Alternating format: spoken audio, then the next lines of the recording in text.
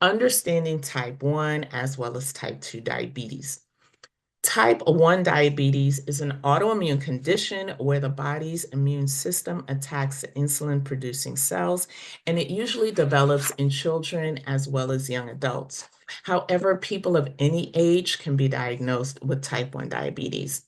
Type 2 diabetes is much more common and is often linked to factors such as a lack of exercise, being overweight, or having a poor diet.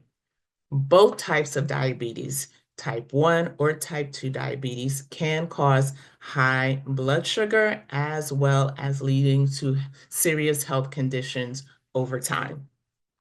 Okay, type 2 diabetes is serious in that it can lead to a variety of different health conditions, such as heart disease and stroke, kidney damage, nerve damage, vision problems, dental problems, as well as increased risk of infection. And so, managing type 2 diabetes through a healthy diet, regular exercise, and medication can help prevent and or delay these complications, making it very important that you make sure that you're working hand in hand with your healthcare providers for the best care. Okay, now let's talk a little bit about carbohydrates. All right, oftentimes carbohydrates are demonized and they play a role in our diet. We just want to make sure that we are getting the best sources of carbohydrates. We have simple carbohydrates and complex carbohydrates. Okay, now carbohydrates are necessary because they provide your body with energy, and you can find them in all types of food: white bread, pasta, vegetable, candy, all sorts. And so again, your simple carbohydrates, they help to spike your blood sugar quickly. These are found in your cookies, your sugary drinks, your candy, cupcakes, things like that. Whereas your complex carbohydrates, these are found in foods like whole grains, your beans, your legumes, and your vegetables. And these are a healthier option because they raise your blood sugar much more slowly.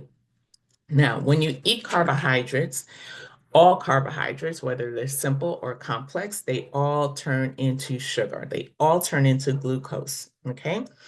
In diabetes, your body either does not make enough insulin, which is the case in type 1 diabetes, or it doesn't properly use the insulin, which is what happens in type 2 diabetes.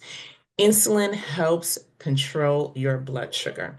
So, eating too many simple carbs can cause your blood sugar to rise too quickly, which makes diabetes harder to control.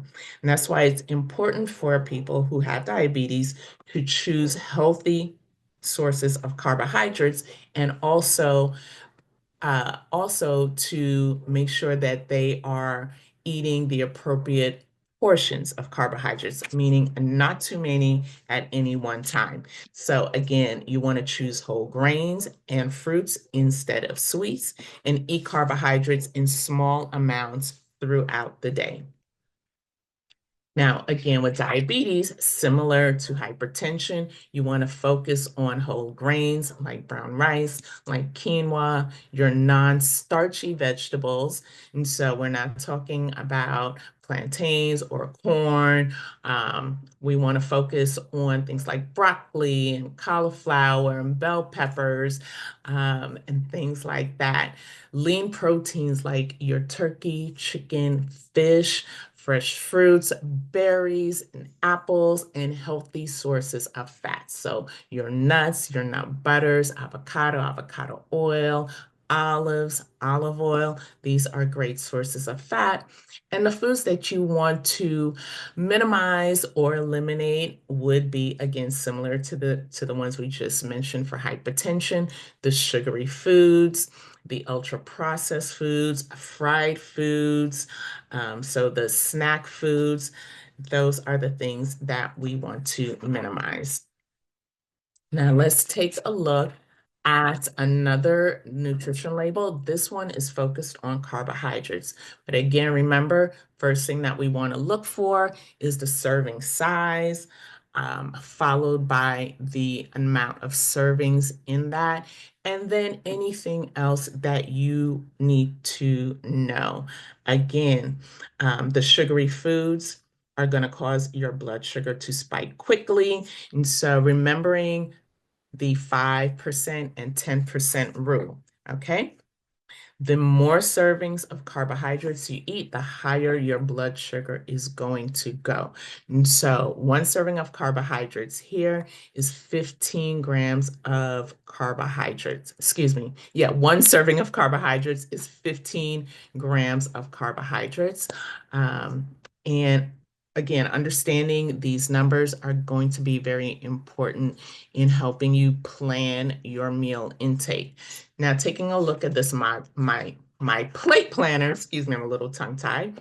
If you have ever seen any of our displays at a health fair or any of other events, we always have the My Plate Planner. And it highlights how you ideally want any meal to look. So half of your plate, you want to make sure you're including your vegetables and a little bit of fruit.